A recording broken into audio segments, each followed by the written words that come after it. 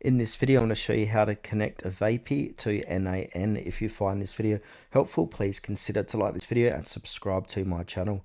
In saying that, let's just jump straight into the video. All right, the first thing what we need to do is head on over to your Vapi dashboard and log in. Then head to API keys under your account settings and then click create key and copy it. Then from here, head back to N8N instance. And now from here, we want to make sure in the overview tab and click on create workflow.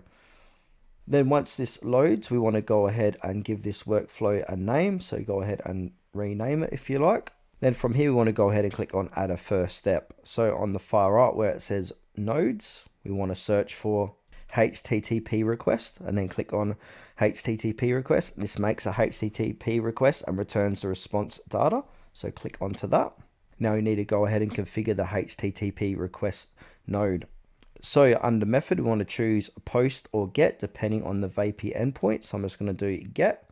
And then under URL, you want to add a valid API endpoint. For example, you could use something like this.